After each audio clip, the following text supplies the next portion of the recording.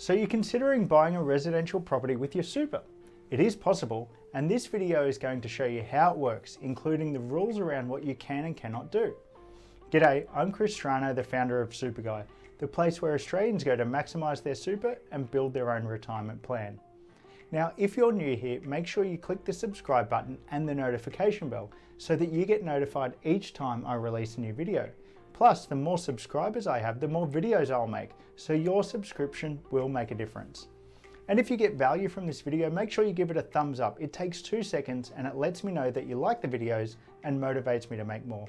Okay, let's get into it. Okay, we're going to discuss whether you can buy a residential property within a SMSF. And Australians have a great love affair with property as an investment, don't they? And one of the benefits of a SMSF is that you can actually use your super to invest in many things that you wouldn't ordinarily be able to invest in with a standard superannuation fund. But just because you can, it doesn't always mean you should. So yes, a residential property is something you can invest in within a SMSF. However, there are a few caveats around what you can and can't do. Remember, the purpose of superannuation is to provide you with savings for your eventual retirement, and the ATO, who's the regulator of SMSFs, doesn't really like it if you use your super for any other purpose, such as maybe, benefiting your pre-retirement self or other family members, for instance. And this is mainly because if you manage your super poorly and the investments within the SMSF are made for any other reason than funding your retirement, there's going to be a high risk of you running out of money in retirement and then relying on government benefits, which obviously costs the government money. So there is a few rules you need to abide by.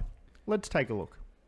So if you plan on purchasing a residential property within your SMSF, you first need to make sure the trust deed of the SMSF allows for it. Your SMSF trust deed, it's basically the rules specific to your super fund.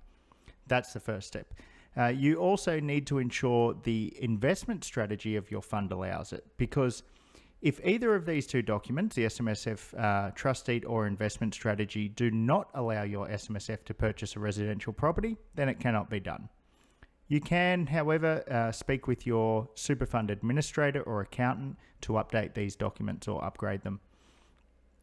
So let's say that you've checked those documents and you are allowed to do it. What are the rules? Well, for starters, the residential property must be purchased at an arm's length market rate and cannot be purchased from a related party. So you can't buy the house off a related party, and a related party includes any members of the SMSF, relatives of each member, so parents, grandparents, siblings, uncles, aunts, nieces, business partners and their spouses or children, as well as certain companies or trusts associated with any of these people. So look, there's a lot around this related party issue. So if you are unsure, definitely seek some professional advice.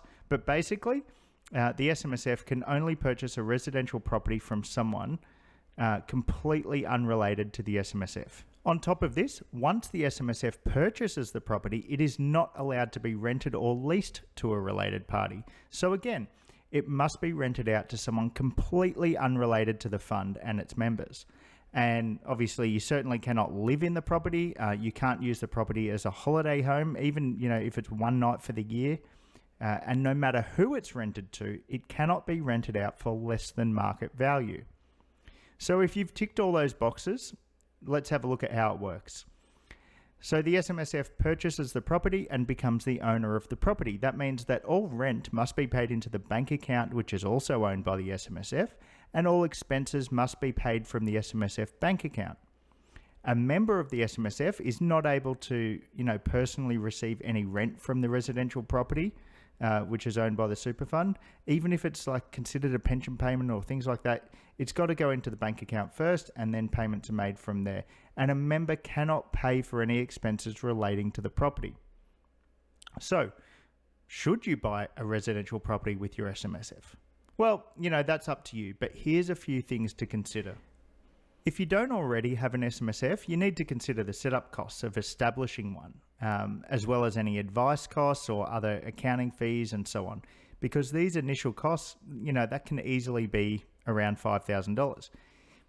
If you do have an SMSF, do you have enough money within the fund to purchase the property? And if not, you can consider borrowing to purchase the property, which I'm not going to go into now. Borrowing within a SMSF is covered in another video. Also, have you considered legal costs, stamp duties and so on in purchasing the property? Because all of these things can put you well behind the 8 ball before you've even started making any money from the property. So that really needs to be considered. If you do purchase the property within the SMSF, what rent do you expect? What capital growth do you expect? And is there a cheaper or maybe less riskier way of getting these same returns through another type of investment? That's something to consider. Also, think about whether the property will be the predominant or only investment within the SMSF.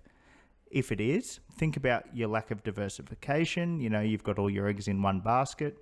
What if it can't be rented for a period of time? How will pension payments be made? How will the fund cover its expenses and so on? What about if a member dies? What if a member wants to leave the fund and their member balance needs to be paid to their family or to another super fund?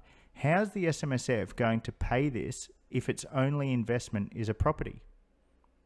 You see what I'm saying? Now, there are many considerations that you need to take into account, but at the end of the day, whatever your decision, don't make a rash one when it comes to property in a self-managed super fund, and make sure you're fully aware of all of the risks and limitations. Remember, just because you can, it doesn't mean you should. If you're thinking about using your super to buy property, make sure you do a lot of research. Unfortunately, there are a lot of people who will tell you this is a good idea because it suits them more than you. You might be getting yourself into a complex, expensive situation more than you would bargain for. If you want more exclusive superannuation tips, head over to superguy.com.au and sign up to my newsletter. That's where I share my best content. Thanks for watching, and I'll see you on the next one.